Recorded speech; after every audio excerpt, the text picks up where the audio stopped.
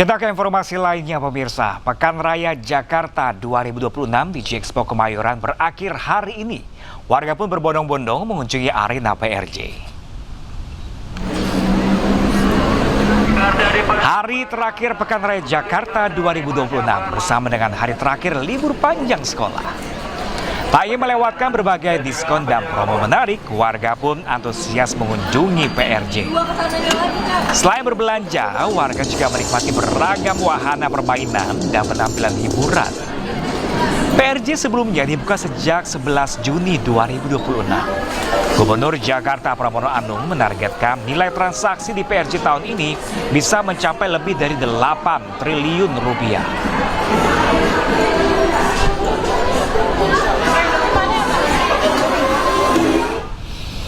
Ya pemirsa, untuk mengetahui situasi terkini di hari terakhir Pekan Raya Jakarta, kita bergabung bersama jurnalis iNews Kea Dela Rosa di J-Expo Kemayoran. Selamat siang Kea, seperti apakah di hari terakhir di sana, apakah ada promo menarik? Halo, selamat siang Pram dan juga pemirsa. Untuk situasi terkini di PRJ memang semakin siang semakin ramai. Padahal ini baru saja 1 jam semenjak dibukanya PRJ pada pukul 10 pagi tadi. Karena ini baru pukul 11, tapi kemeriahannya warga Jakarta yang menyambut PRJ di hari terakhir begitu ramai. Saya akan tunjukkan kepada Anda bagaimana kondisi PRJ di hari terakhirnya pada tanggal 12 Juli 2026. Memang banyak sekali warga Jakarta yang berburu snack bag atau tas ciki yang dijual di PRJ dari brand-brand ternama yang pastinya biasanya mereka mengeluarkan tas-tas yang lucu, namun di hari terakhir ini ada beberapa seri tas baru tentunya. Tidak hanya tas belanja ataupun tas ciki, masyarakat Jakarta yang datang ke PRJ juga berburu diskonan yang sebelumnya pastinya hanya diskon di angka 50%. Namun hari ini tadi saya lihat Pram dan juga pemirsa, diskonnya hingga 80% dari mulai peralatan rumah tangga, otomotif, lalu juga pakaian, serta tidak lupa perlengkapan sekolah karena besok merupakan hari pertama anak-anak masuk ke sekolah. Tidak hanya itu, hari terakhir ini Pram dan juga pemirsa akan ada banyak sekali event. Selain event musik di malam hari, akan ada event barongsai atau pertunjukan barongsai pada pukul 5 sore nanti hingga dan juga maksud kami pukul 7 malam. Jadi event barongsainya 2 kali yang biasanya hanya 1 kali di hari weekend. Tentunya bagi Pram dan juga pemirsa yang ingin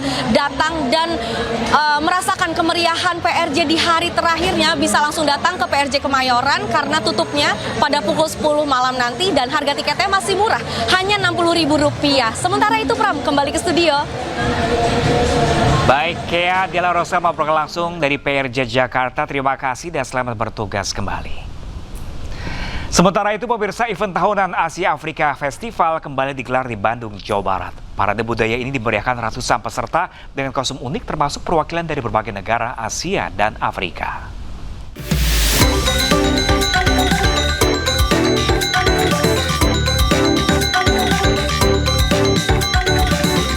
Event tahunan Asia Afrika Festival kembali digelar di sepanjang ruas jalan Asia Afrika. Ratusan peserta karnaval terdiri dari seniman dan budayawan, serta pelajar dari berbagai daerah di tanah air menampilkan aneka kesenian tradisional dengan kostum unik. Tidak hanya Indonesia, ada 26 perwakilan dari negara Asia dan Afrika seperti India, Myanmar, Jepang, Kamboja, Laos, dan Singapura turut memeriahkan acara. Ribuan warga pun rela menunggu sejak pagi demi menyaksikan penampilan peserta. Sudah beberapa hari ini, dari kemarin juga sudah ada gala dinner, dan kita mengundang biasa dari beberapa negara-negara yang dulu masuk dalam dalam undangan-undangan di konferensi Asia Afrika ini. Dan memang untuk hal ini mudah-mudahan nanti tahun depan atau selanjutnya konferensi ini akan terus berlangsung dengan hal-hal yang memang sangat kita harapkan mempererat persahabatan khususnya di negara kita. Event ini diharapkan mampu meningkatkan jumlah wisatawan dan menjadikan Bandung sebagai kota tujuan wisata. Pemerintah Kota Bandung rencana juga akan kembali menggelar acara serupa yang lebih meriah. Dari Bandung, Jawa Barat, Billy Maulana Vinkran, iNews melaporkan. Ya, pemirsa, sebuah klinik kecantikan dengan standar internasional kini sudah hadir di Indonesia, yakni di Malang, Jawa Timur. Dengan teknologi mikro dan makro focus ultrasound terbaru, bisa mengembalikan elastisitas wajah yang sebelumnya hanya bisa dilakukan di Korea.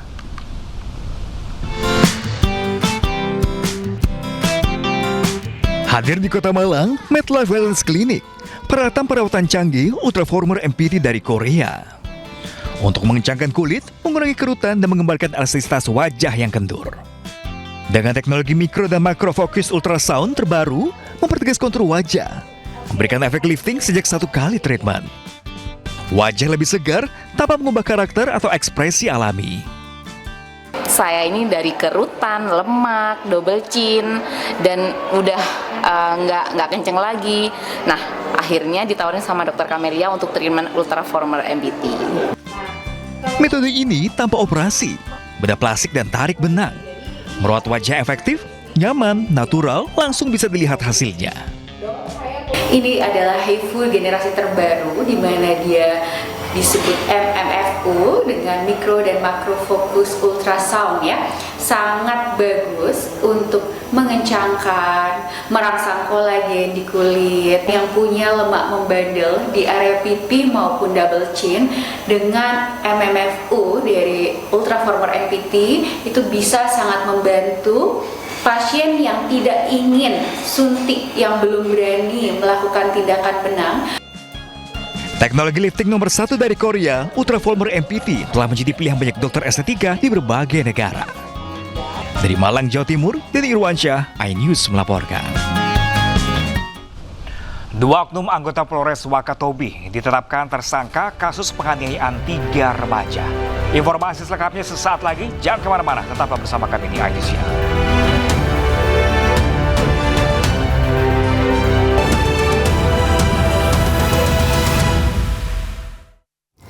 Anda kembali di iNews Siang, pemirsa. Bupati Sukoharjo Etik Suryani ditetapkan sebagai tersangka pemerasan oleh KPK. Etik diduga melakukan tindak pidana korupsi pemerasan di Pemkab Sukoharjo, yang dimana mengikuti praktik suaminya.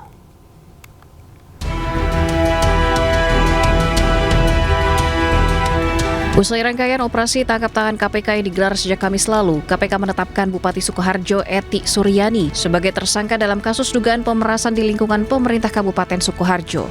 Selain Etik, KPK juga menetapkan tersangka lain, yakni Kepala Badan Pengelolaan Keuangan dan Aset Daerah Sukoharjo Richard Trihandoko, serta Kepala Bagian Umum Sekretariat Daerah Kabupaten Sukoharjo Trimulyo. Perkara bermula dari diterbitkannya surat keputusan Bupati tentang penerimaan dan besaran pembayaran insentif pemungutan pajak daerah serta insentif pemungutan retribusi daerah pada Badan Pengelolaan Keuangan, Pendapatan dan Aset Daerah Kabupaten Sukoharjo tahun 2026 yang diduga digunakan Etik untuk melakukan tindak pemerasan setoran upah pungut di lingkungan BPKAD Sukoharjo.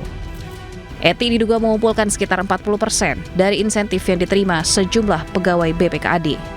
Permintaan tersebut ternyata melanjutkan praktik yang telah berlangsung pada masa kepemimpinan suaminya sendiri, Wardoyo Wijaya, saat menjabat sebagai bupati. Permintaan ETS ini diduga melanjutkan tradisi bupati sebelumnya. Nah, dari situ kita akan perdalam. Selama periode 2024-2026, total penerimaan ETS dari setoran rutin OPD yang dikumpulkan TRM sebesar 840 juta rupiah. Dengan rincian sebagai berikut: tahun 2024 245 juta rupiah, tahun 2025 350 juta rupiah, dan tahun 2026 245 juta rupiah. Maksudnya sampai dengan bulan ini ya. Sedangkan uang yang dikumpulkan RCH pada tahun 2022 sampai 2024 yang berasal dari setoran OPD ini mencapai 1,2 miliar rupiah. Selain itu, Etik juga diduga memerintahkan Trimulyo mengurus setoran rutin dari organisasi perangkat daerah setiap tahun dan pada momentum pemberian tunjangan hari raya. Tersangka lain Trimulyo juga diduga menyetor uang yang berasal dari bukti pengeluaran fiktif serta markup pengadaan pada bagian umum Pemkab Sukoharjo. Dari Jakarta, Tim Liputan iNews melaporkan. Sementara itu, Gubernur Jawa Tengah Ahmad Lutfi mendukung proses hukum terhadap Bupati Sukoharjo Etik Suryani. Lutfi juga turut prihatin atas kasus yang tengah dihadapi bawahannya. Sukoharjo ya kita prihatin ya, saya sudah berulang-ulang kali menyampaikan untuk menciptakan clear dan good government itu berangkatnya adalah dari pimpinannya. Jadi ikan itu busuknya dari kepala. Artinya kita harus memberikan satu contoh suri toladan untuk apa? Clear dan good government dalam setiap kegiatan, baik itu terkait dengan jabatan, baik itu terkait dengan penggunaan anggaran, baik itu pertanggungjawaban dinas, itu harus transparan. Dan saya mendukung kegiatan apa yang dilakukan oleh KPK, karena apa? Equality before the law, sama di muka hukum, tidak peduli itu yang melakukan. Ya, sepanjang tahun 2026, Etik Suryani menjadi kepala daerah ke-10 yang terjaring OTT KPK. Peneliti Pusat Kajian Anti Korupsi UGM Zainur Rohman menyebut tingginya biaya politik menjadi penyebab para kepala daerah melakukan korupsi. Penyebab tunggal, tetapi menurut saya faktor paling dominan adalah high cost politik, tingginya biaya politik. Seseorang mencalonkan diri sebagai kepala daerah itu membutuhkan modal sangat besar untuk level bupati wali kota, bahkan hingga puluhan miliar. Sedangkan penghasilan resminya tentu jauh dari itu. Dari mana mereka harus mengembalikan modal politik yang sangat tinggi itu? Ya, dengan segala cara, salah satunya adalah dengan melakukan korupsi. Sekadar menekan biaya politik mungkin tidak akan menyelesaikan masalah. Dalam penyelenggaraan pemerintahan daerah, pengawasan itu sangat penting. Selama ini pengawasan tidak berjalan. Termasuk pengawasan oleh DPRD, itu tidak berjalan. Nah, oleh karena itu butuh. Kita beralih ke informasi lain, pemirsa. Pemerintah Provinsi DKI Jakarta memastikan mobil klinik hewan keliling akan beroperasi di 5 wilayah kota administrasi. Layanan ini dihadirkan untuk memperluas akses pelayanan kesehatan hewan sekaligus mendukung upaya pencegahan rabies di ibu kota. Gubernur DKI Jakarta Pramono Anung serta didampingi anggota DPRD DKI Jakarta meninjau Puskesmas Hewan Keliling di Kramat Jati, Jakarta Timur. Kepala Dinas KPKP DKI Jakarta menjelaskan 1 unit mobil klinik hewan keliling akan ditempatkan di masing-masing wilayah kota administrasi. Layanan ini akan beroperasi 6 hari dalam sepekan dengan lokasi pelayanan yang ditentukan berdasarkan tingkat kebutuhan masyarakat. Jadwal layanan akan dipublikasikan melalui media sosial dinas dan suku dinas. Layanan ini juga dapat diakses seluruh masyarakat tanpa harus berKTP DKI Jakarta.